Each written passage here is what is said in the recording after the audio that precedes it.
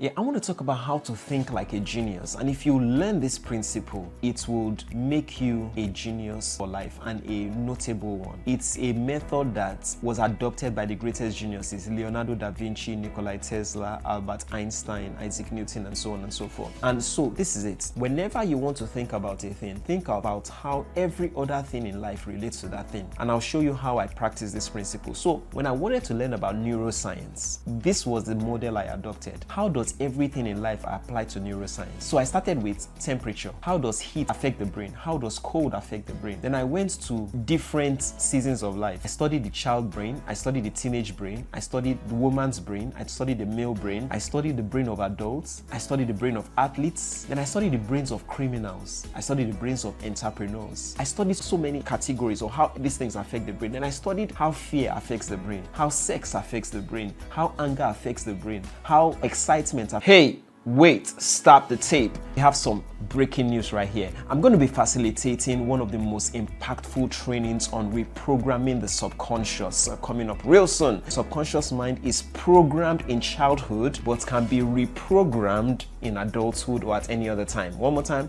The subconscious mind is programmed in childhood but can be reprogrammed at any other time. I'm going to be teaching about the principles, the techniques on reprogramming the subconscious. I'm a beneficiary of what I'm going to be training as well. I grew up with a certain pattern in my life of having low energy during pivotal moments in my life, during tipping points in my life, big moments. I just witnessed low energy, lack of zeal, lack of enthusiasm. And I was able to use these principles to reprogram my subconscious. So do you have patterns that you want to break? Do you want to form new habits? Do you want to discontinue old habits, bad habits that you're pleased with? You can do so by learning the principles I'll be teaching in this training. You can see the flyers right here. I'll also be facilitating a training on how individuals become institutions. I take techniques from the greatest companies who have ever lived, who are almost near monopolies.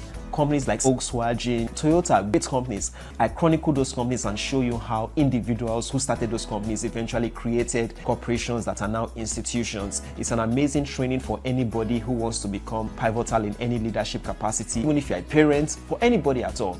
An amazing training. So these two trainings are coming up real soon. As you can see on the flyers, they are for the month of May. Scan the QR code for more details. Do have an amazing day and bye for now. Affects the brain. I studied all this and all the different emotions. I studied how bitterness affects the brain, how hatred affects the brain, how pain affects the brain, you know. So it's about studying how everything relates to your one thing. That's what makes a genius in any field. Understanding how everything connects to that one thing. One more time, the way to build the thought pattern of a genius is to find out how everything in life affects that one thing. So a genius will go on and find out how do proteins affect the brain, carbohydrates affect the brain, how does fruits and veggies affect the brain, how does oil affect the brain, you know, things like that. How does geography affect the brain? Yes. How does comedy affect the brain? How do horror movies affect the brain? How do cartoons affect the brain? And so a genius will try to find out how does color affect the brain? How does the color red affect the brain? Green, white, yellow, blue, black, and all that affect the brain. He will find out how money affects the brain. How does fame affect the brain? How do things affect the brain? And that's how a genius thinks. That's how a genius thinks. I said on many occasions that the greatest comedic genius was Mrs. Doubtfire, Richard Williams. Call him Mrs. Doubtfire because of that iconic movie about Richard Williams, who committed suicide, sadly, you know. But the beauty of him was that he was able to say, okay, I'm going to learn 40 different accents. So he could speak with the accent of a Nigerian and in a second switch to the accent of an Indian. And you will not even tell that he switched because he was so good, he was so flawless at it. So you want to ask, okay, how does jazz music, for me, I wanted to know, how does jazz music affect the brain? How does Fuji music affect the brain? How does hip hop, fast, how does punk rock, how does alternative, how does hard rock, metal affect the brain? How does R&B affect the brain? You understand? I found out that, okay, when you are doing things with your hand, do they have a different impact on the brain compared to when you are doing things with your feet? That's how a genius thinks. They try to look for how everything affects the brain. In fact, they go deeper.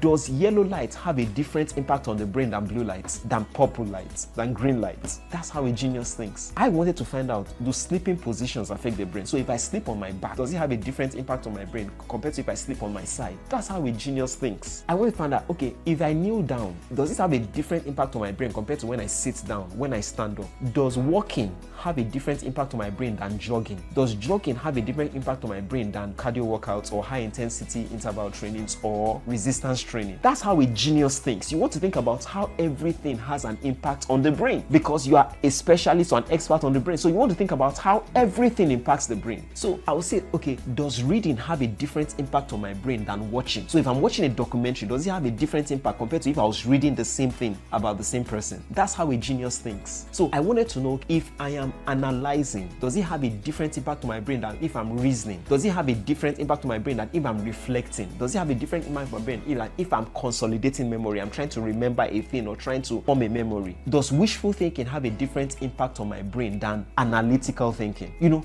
that's how a genius thinks. They think about how everything relates to that one thing. I hope you understand how to think like a genius. I hope it works well for you. I look forward to hearing your testimonies. God bless you. Do have an amazing day, and bye for now. Hi there, I'm Adekome Olusonya, publisher of the Immersion Bible, and I will get you addicted to the Word of God, line upon line, precept upon precept. If you would like access to any of my books, products, or services, scan the QR code after this and you will have access to that. Kemi sends her love as always. Do have an amazing day, and bye for now.